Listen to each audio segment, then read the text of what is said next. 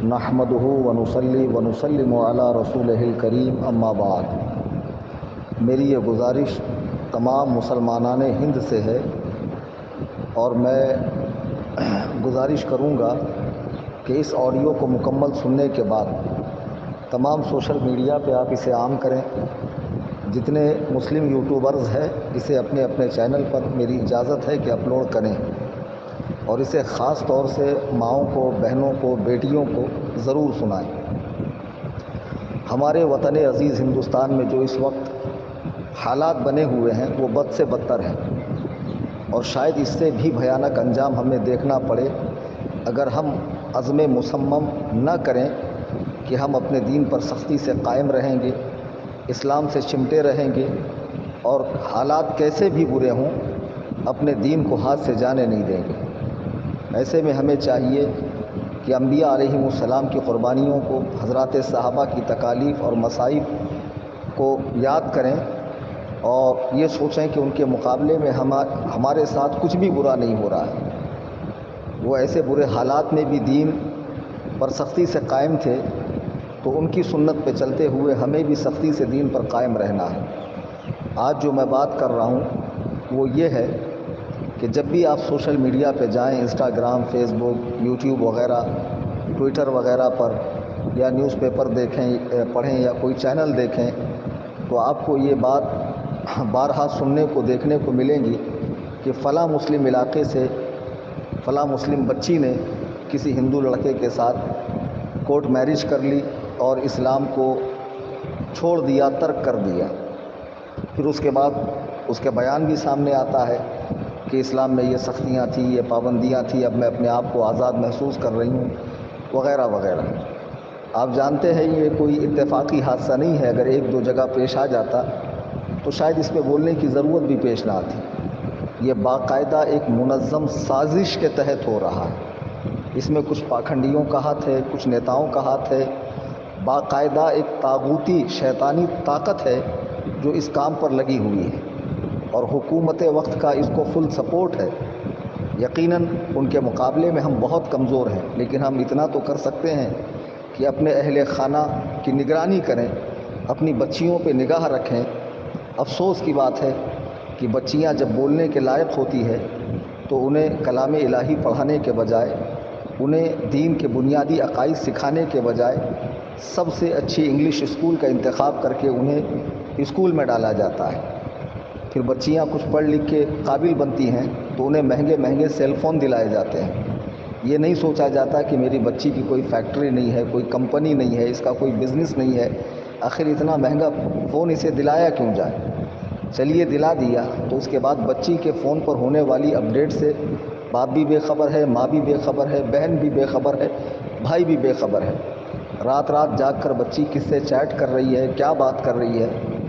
फिर दूसरे नंबर पे बच्चियों को जहाँ को एजुकेशन है, लड़के और लड़कियाँ साथ पढ़ती हैं, वहाँ दाखिल कराया जाता है। फिर उसकी दोस्ती पर निगाह नहीं रखी जाती है कि बच्ची का याराना दोस्ताना किसके साथ है। कॉलेज छूटने के बाद, स्कूल छूटने के बाद बच्ची लेट क्यों आती है, वो कहाँ घूमती है, क्या करती है, क्या नहीं करती है, किन लोगों के टच में है, उसके जहन में किस तरह उसका माइंड सेट किया जा रहा है कि अगर तुम मुसलमान से शादी करोगी तो तुम्हें पर्दे की पाबंदी करनी है, बहुत सारे बच्चे पैदा करने हैं, 3 तलाक का दुख झेलना है और हलाला जैसी रस्म से तुम्हें गुज़रना है और हमारे धर्म में आने के बाद 7 जन्मों तक तुम्हारा साथ रहेगा वगैरह वगैरह। इस तरह की बातें करके बच्चियों को जो है फंसाया जा रहा है। पहले ये सुना जाता था कि फ़लाँ मुस्लिम लड़के ने हिंदू लड़की से शादी की तो उसे मीडिया खूब उछालता था कि ये लव जिहाद है। हालांकि मैंने इसके पहले भी अपने बयानात में कई बार कहा कि इस्लाम में लव जिहाद नाम का कोई जिहाद है ही नहीं। किसी भी मुसलमान लड़की की शादी किसी गैर मुस्लिम से हो ही नहीं सकती और कोई ऐसा करता है तो उसे कानून के तहत सख्त सज़ा मिलनी चाहिए। फिर कभी मुसलमानों को बदनाम करने के लिए अजीब अजीब हथकंडे अपनाए जाते हैं। अब ये हो रहा है कि ये सिलसिला तो तकरीबन ख़त्म हो गया, रुक गया और ये होना भी नहीं चाहिए था। हम इसकी कभी हिमायत नहीं करते, लेकिन अब बाकायदा हिंदू लड़के मुस्लिम लड़कियों को آپ روزانہ اس طرح کی ویڈیو دیکھیں گے، کہیں گارڈن میں لے کے بیٹھ رہے ہیں، کہیں ہوٹلز میں لے کے جا رہے ہیں، کہیں مندر میں آرتی پوجا کروائی جا رہی ہے، باقاعدہ ان سے شادی ہو رہی ہے، کورٹ میرج ہو رہی ہے، اس پر کوئی قانونی کارروائی ہوتی ہی نہیں ہے۔ میں اس کا سب سے بڑا ذمہ دار خود ان کے اہل خانہ کو سمجھتا ہوں۔ بزرگوں نے فرمایا کہ بروز قیامت اللہ کے سامنے ایک عورت 4 لوگوں کے جہنم میں جانے کا سبب بنے گی۔ اپنے باپ کے جہنم میں جانے کا سبب، بھائی کے، شوہر کے اور بیٹے کے۔ وہ اللہ سے عرض کریں گی مولا تعالیٰ یہ لوگ دینی محافل میں جاتے، علماء کے پاس بیٹھتے، بیانات میں شریک ہوتے، لیکن گھر میں آ کر دین نہیں سکھاتے تھے، اس لیے ہم دین سے غافل ہیں۔ تو اس کی اس گزارش پر، اس کے اس عرض پر اللہ تعالیٰ ان 4 لوگوں کا ٹھکانہ جہنم فرمائے گا۔ آپ نے اولاد کی تربیت کے لیے ہر طرح کی تکالیف برداشت کی، ان کے ناز نخرے پورے کرنے کے لیے، ان کی ہر وش، ہر خواہش کو پورا کرنے کے لیے آپ نے حرام و حلال کی تمیز کی ہے، بغیر روپیہ کمایا۔ لیکن آخر میں کیا ہوا؟ بچی بھاگ گئی۔ اب بھاگنے کے بعد جو اس کے ساتھ سلوک ہوگا، ہو سکتا ہے کہ اس کی عزت تو یقیناً لوٹنی ہے، کہیں اس کی فلم بن جائے، کہیں وہ عام ہو جائے، وہ مسلم معاشرے میں منہ دکھانے کے لائق نہ رہے۔ اے میری قوم کی بچیوں، ذرا سوچو کہ جب تم بھاگ کر جا رہی ہو، تمہارے اہل خانہ پر کیسا غم کا پہاڑ ٹوٹا ہوگا، اہل محلہ، اہل خاندان انہیں کیا کیا طانے مارتے ہوں گے۔ خدا نہ خواستہ تمہاری فلم بن گئی اور وہ عام ہو گئی، کیا تم کسی کو منہ دکھانے کے لائق رہو گی؟ ایک تو تمہاری عزت چلی گئی، دوسرا تمہارے ہاتھ سے ایمان چلا گیا، اور ہمیشہ تمہارا ٹھکانہ جہنم ہو گیا۔ تمہیں کس نے کہا کہ اسلام میں عورتوں کا کوئی مقام نہیں ہے؟ اللہ کے نبی علیہ السلام فرماتے ہیں کہ جنت ماں کے قدموں کے نیچے ہے۔ اللہ کے حبیب فرماتے ہیں کہ بہن کے ساتھ حسن سلوک، اچھا برتاؤ اس کے دوزخ میں جانے سے اسے روک دے گا۔ بیٹی کی اچھی پرورش جہنم سے آڑ بن جائے گی۔ ماں بھی تم ہی ہو، بیٹی بھی تم ہی ہو، بہن بھی تم ہی ہو، اور بیوی کے ساتھ حسن اخلاق سے پیش آنے کے تعلق سے اللہ کے نبی علیہ السلام فرماتے ہیں عورتوں کے چہروں پر نہ مارا جائے، چونکہ اللہ نے اسے خوبصورت بنایا ہے۔ اور آپ نے اپنی بیویوں سے محبت کرنے والوں کے تعلق سے کہ جب دونوں ایک برتن میں کھانا کھاتے ہیں تو ملائکہ ان پر رشک کرتے ہیں۔ بے شمار فضیلتیں آئی ہیں، یہ ساری چیزیں آپ کی نگاہ کے سامنے نہیں ہیں۔ آپ کو پردہ بیکار سا معلوم ہوتا ہے، آپ آزادی چاہتی ہیں، حالانکہ اللہ تعالیٰ نے یہ پردہ نبی علیہ السلام کی بیویوں تک کے لیے رکھا ہے۔ چنانچہ آپ سورہ احزاب کی آیت نمبر 59 دیکھیں گی تو قرآن میں اللہ فرماتا ہے یا ایھا النبی قل لازواجک وبناتک ونساء المؤمنین یدنین علیہن من جلابیبہن ذالک ادنی ان یعرفن فلا یؤذین وکان اللہ غفورا رحیما۔ اے نبی اپنی بیٹیوں، اپنی صاحبزادیوں اور مسلمانوں کی عورتوں سے فرما دیجئے کہ اپنی چادر کا ایک حصہ اپنے منہ پر ڈالے رہیں، یہ اس سے بہتر ہے کہ ان کی پہچان ہو اور وہ ستائی نہ جائیں، اور اللہ بخشنے والا مہربان ہے۔ یعنی پردہ اس لیے ہے کہ تمہیں ستایا نہ جائے، تمہارا مذاق نہ اڑایا جائے۔ اور آج یہی ہو رہا ہے کہ جب تم نے پردے کو ترک کر دیا تو تمہارا مذاق بھی بنا، تم ستائی بھی گئی، تمہارے ہاتھ سے دین و ایمان بھی نکل گیا۔ میں گزارش کروں گا مسلمانوں سے، للہ دھیان دیجیے اپنی بچیوں کے اوپر۔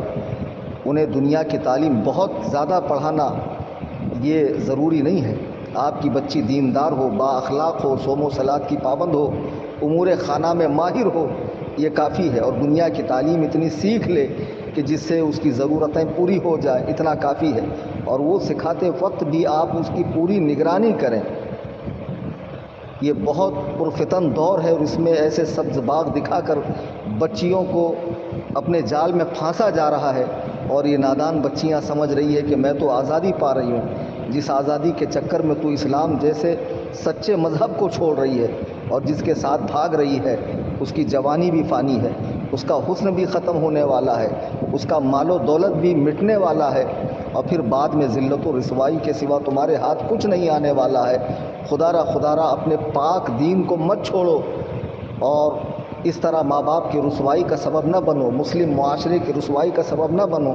میں تمام علماء کرام سے، تمام قائدین سے، تمام اہل خانقاہ سے، تمام خطبہ حضرات سے گزارش کروں گا کہ اسے موضوع تقریر بنایا جائے اور اس پر مسلمانوں میں بیداری پیدا کی جائے کہ مسلمان اپنی بچیوں کی تربیت دینی ماحول کے اندر کریں، دینی ماحول کے اندر کریں۔